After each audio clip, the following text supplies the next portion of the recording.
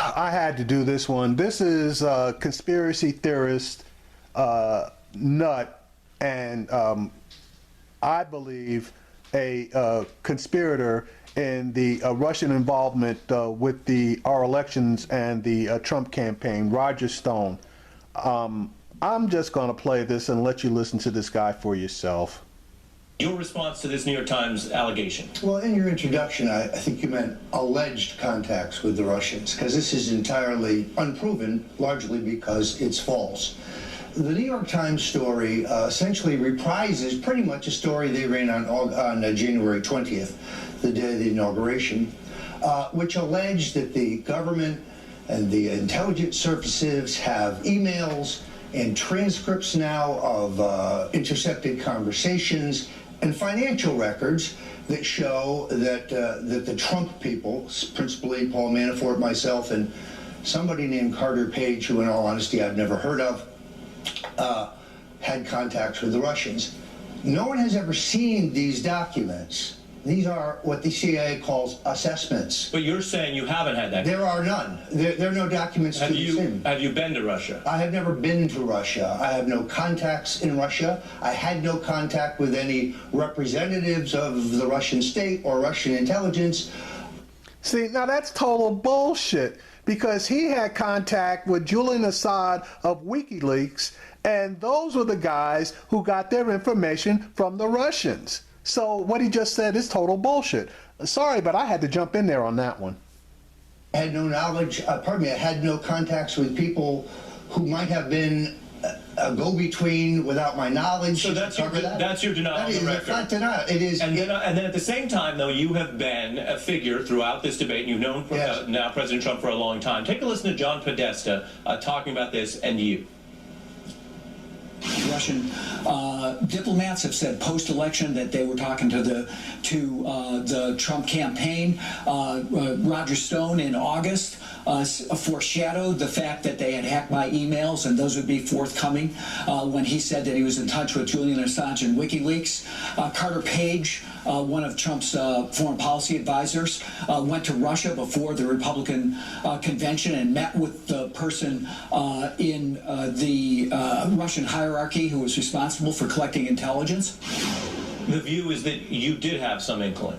Yeah, absolutely not. First of all, the foreshadowing is his interpretation, not mine. At the time that Podesta and his minions were savaging Manafort in the campaign, being well aware of John Podesta's own business activities in that part of the world, and based on a much longer piece I would later publish on Podesta, the Russian mob, and money laundering for the Clinton Foundation, which still stands up pretty good. You can see it at Stone Cold Truth. This is a broad reference to Podesta's activities in that part of the world. And that...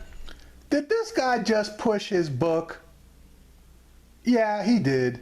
It may be true. Does not say that I knew in advance that Julian Assange was going to hack his email account. That is false. Well, you just put your finger on it. Yes. You're talking about whether there's a large set of allegations or the things that happen in campaigns. But then on the Assange part, that's a specific question about what you knew, when you knew it, how you knew it. Take a listen to this is you discussing this on August 8th. Yes. With regard to the October surprise, what would be your forecast on that, given what Julian Assange has intimated he's going to do? Well, it could be any number of things. I actually have communicated with Assange. I believe the next tranche of his documents pertain to the Clinton Foundation, but there's no telling what the October surprise may be.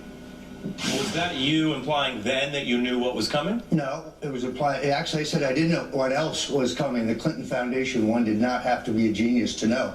What I specifically said is that I have a common friend with Assange who communicated with him and communicated with me. And what I knew was that he had devastating information on Hillary Clinton that he would begin disclosing in October. But you hadn't, Ari, you hadn't seen the emails in advance. I've never seen anything in advance. I didn't know the subject member, other than the Clinton Foundation was kind of obvious. So you mentioned allegations. Your Yes. view is that people who should know better, including the New York Times, are treating allegations against you as true, and that's unfair. No, I guess my problem is that the New York Times is ceding too much credibility to the 17 intelligence agencies who have lied to us about torture in Iraq, lied to us about Benghazi, lied to us about Iran-Contra, lied to us about the Vietnam War, lied to us, in my opinion, about the Kennedy assassination. They don't get any presumption. They're political appointees, and at this juncture, the second and third levels of the Central Intelligence Agency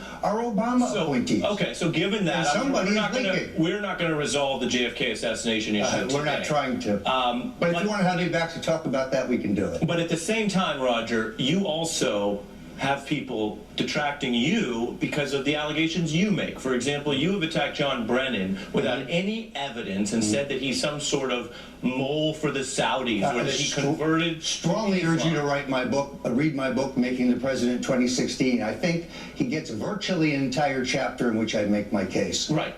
He just hocked another book. That's what this guy does. He basically hawks books on his conspiracy theories. You don't. What evidence do you have? I have a lot of evidence, including interviews with some of his subordinates at the time he was the station chief in Rebuttal. Well, read the book. I'm familiar with a lot of your work. I'll put up on the screen, for example, NBC News looked at this, talking about Brennan's knowledge of Arabic and Arab cultures, made him indispensable. So CIA Director Tenet in '98 put him in the station chief in Saudi Arabia. You have an allegation. He refused to be sworn on a Bible for his swearing in. He is fluent in the language. There are many in the intelligence community that I find credible who believe he was flipped when he was there. But do you He's insisted that Islamic terrorism is not, Islamic fundamentalism is not connected to terrorism. But do you know how he was crazy- active in the American Communist Right. Party. Do you know how crazy it sounds to say that someone who was picked to work in Saudi Arabia because of his knowledge of Arabic, that knowledge itself makes him somehow Islamist? First of all, we don't know that that's why he was One more picked. point, I want to give you a chance to respond. But Snopes looked at these claims, and they found that the claim about Brennan is unsubstantiated, drawn from a single discredited source who resigned from the FBI. Why shouldn't John Brennan be afforded the same respect that you're demanding with regard to allegations? If I cited Breitbart, you would challenge me. Snopes, please give me a break. Thanks. Okay. Let me move on because we have so much to discuss. Yep. You know Donald Trump very well. I want to read from your book. You mentioned whether we should be familiar with it. You make a comparison. You say Donald Trump's more like Nixon than Reagan, a pragmatist who speaks for the silent majority. Like Nixon, Trump's no ideologue. He's essentially a populist with conservative instincts. I think that's right. What do you think, given that analysis, is most important for him in this first term if he needs to improve from what the first month looks like? I think he obviously should go to his strengths. He's a builder. He has pledged a program to rebuild our infrastructure. This needs to be done, obviously, in a creative way, so we don't perhaps through bonds or some other instruments, so you don't take on additional enormous debt. To work with Congress. Issuing bonds is taking on debt, you idiot. He's going to have to. He obviously needs to. I would suggest that working on revitalizing the economy, moving right to your tax reform package, including the cut in the corporate income tax, his program for inversion, his across-the-board tax cut. You're talking jobs. Yes. So does he talk about jobs enough nowadays? You can never talk about jobs enough if you're in American politics. But the point is, if you can get the economy moving, this would afford you both time and revenue to deal with all the other problems. Immigration is obviously has to be at the top of the list because of the potential danger to the country. The other thing I want to ask you about is the First Amendment protects wide speech rights. You have the right to say whatever you want and to be who you are. But you have said so many misogynistic, sexist, and vile things about people in public life. Do you regret any of that? Do you want to change that? Yeah, actually, some of them I've apologized for, and I call them 2 martini tweets. You see, here's the thing, Ari. None among us is perfect. And I'm sure there are things that you've done in your life that you regret. So take your opinion of me on the sum total of my work. I leave it at that. So you say when you apologize that you don't want to talk that way about women anymore? Is that fair to say, or will it be tweeted again? First of all, I'm going to reject the name calling, because that's what happens when you can't refute my arguments. You have to say bigot, racist, misogynist. I'm not calling you. I spoke of specific people, not of any given race. Well, no one's calling you a name here. I'm asking you about names you've used. Yes, but regarding specific people, that doesn't mean that you're speaking of an entire gender or ethnicity or anything else. You see my point? I understand the point, but people say that when you use the C word and the B word and these other attacks, it is anti-woman. That's nonsensical. The people who say that are radical feminists. In this fast-moving society where you have so many cable options and so much information coming to the consumer, the voter, by the internet, one has to be a little over the top to get attention. Otherwise... He just said it right there. He uses those words to get attention. He goes over the top to get attention. I am offended when words like B and C are used, and I am not a radical feminist, so he's full of crap. No one's watching. Roger Stone, people have been watching you for a long time. We wanted to give you a chance to share your views and your rebuttal of that story, so thank you for joining. Thank you for having me. All right, so there's the interview. Judge for yourself if you think this guy is a raving lunatic.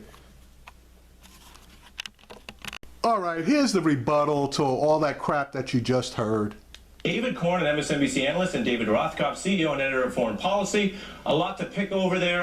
David, your thoughts on the Russia piece. It is certainly true as we look over the facts that the allegations have not yet been released with supporting documentary evidence, although they're in the middle of these FBI inquiries.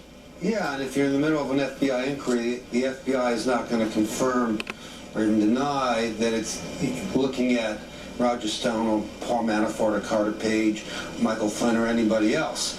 I mean, I want the audience to know that Roger, who you and I have covered for a number of years now, believes, and has written books on this, that LBJ killed JFK. I know people out there, some people believe that, but it shows where he starts from in terms of his reality or non-reality based world. So when he talks about John Brennan being a secret communist and a secret Saudi spy, I hope that colors how people see what he says about other things, particularly about his denials. And during the campaign, you know, he did say that he had back-channel communications with WikiLeaks. It's pretty clear that WikiLeaks was working some way with Russia. So I hope next time he's on the show that we can really get into detail what those back-channel communications are. Well, we and looked maybe at that. perhaps provide proof. Well, of, David, you know, we looked at that. I mean, that's important. That's part of why I played the sound. Yeah. Mr. Rothkopf, David Corn makes several good points, including the history with WikiLeaks. That has become more important as there's been more negative signals about what went down. But Mr. Stone and others say that there was, if anything, intermediaries through what they call an anonymous libertarian American journalist, but they claim no direct contact. How important is that as we deal with all these Russia questions? Well, look, it's very important. I think David makes a couple of key points. One of the key points is that Roger Stone is a clown. I think your interview with him reveals him to be a clown who has absolutely zero credibility and, in fact, has spent most of his career trying to establish clearly in the minds of Americans that this is a crackpot who is on the outer fringes of American policy. His denial of this is completely irrelevant to the case. The case, as laid out in the New York Times, that is emerging is that a number of members of the Trump campaign had contact with Russians or Russian agents. Julian Assange and WikiLeaks are acting on behalf of Russia. Roger Stone interacting with them and not knowing that is foolish. His denial that that has relevance to this is ignorant, and I think that the Times report, which is quite responsible, gets to the critical issue, which is that the U.S. intelligence community, and you note that Roger Stone put quotation marks around intelligence community, much like his friend, the President of the United States, but very serious agencies run by patriots in the United States government are identifying problems, they're investigating those problems, and nothing like this has ever happened in the history history of the United States of America. So the kind of clown show of Roger Stone should not be allowed to distract us from what is a very, very serious set of allegations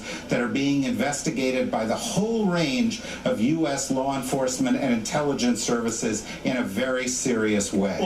Now, with that being said, an investigation is just that, an investigation. We need to find out what the results of the investigations are so that we can call it the way it actually is instead of trying to guess around it. Now, we feel like we're on fairly firm ground in making the allegations, but without absolute proof, absolute evidence, we're still all just guessing. On that, Mr. Rothkopf, because the other piece of it is that the other individuals named in that article are not speaking out in great length. Mr. Manafort issued a response, a denial, and let it at that. What does it tell you that some are speaking and some are not, and where does this all end if this is an FBI criminal inquiry? Well, first of all, the fact that they're not speaking probably means that they have good advisors. I don't think Roger Stone helped anybody with what he just did with you under the pressure of, I think, your very good questions. I certainly didn't help the president to be associated with somebody like that. But Manafort left the campaign. Carter Page left the campaign.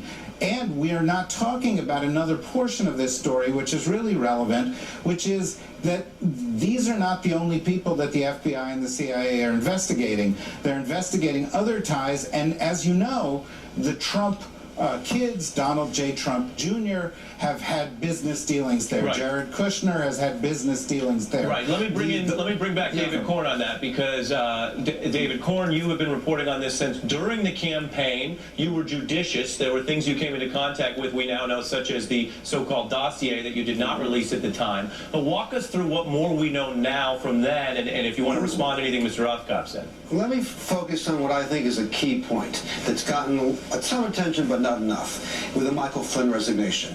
He got into trouble for having a conversation with the Russian ambassador on around December 28th, which he seems to have talked about the sanctions that Obama was imposing on Russia in punishment for the hacking.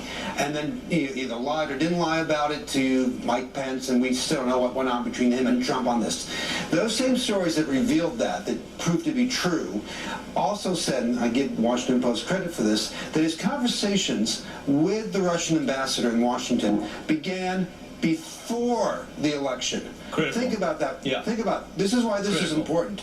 Before the election, we knew, and the Trump campaign had been briefed, that Russia was trying to hack the Democratic Party and the Clinton campaign or Podesta, probably to help Trump, but they knew that Russia was behind the hacking and the release of emails through WikiLeaks. So while that's going on, Michael Flynn, the top national security advisor for Donald Trump, is talking with one of the guys who's part of the scheme. He represents Putin here in America. And so I want to know what those conversations were about. I want to hear Donald Trump, Sean Spicer, Roger Stone, anybody explain that, because if Michael Flynn was giving the Russians any sense that, hey, you'll get a better deal with Trump as president than you will with Hillary, that means he was colluding with and giving them all the more reason to attack American democracy. Incredibly important point. We are running out of time, but Mr. Rothkopf, a final word to you.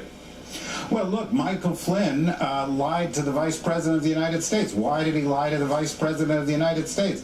If there was no fire where there was smoke with Michael Flynn would still be the National Security Advisor. Paul Manafort wouldn't have gotten fired. Carter Page wouldn't have gotten fired. Roger Stone wouldn't have been squirming around opposite you like he was just a few minutes ago. There's something very serious going on here. There's a lot of evidence about close ties, and the only consistent element of Donald Trump's foreign policy has been a complete reversal of 75 years of U.S. policy towards Russia.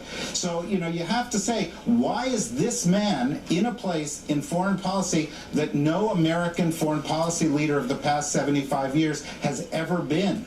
These are important, weighty questions. You guys put them well. We wanted to give Mr. Stone a chance to tell his side of the story. We appreciate your perspective, expertise, and reporting tonight. David Corn and David Rothkopf, thank you. All right, folks. So where there's smoke, there is more than likely fire.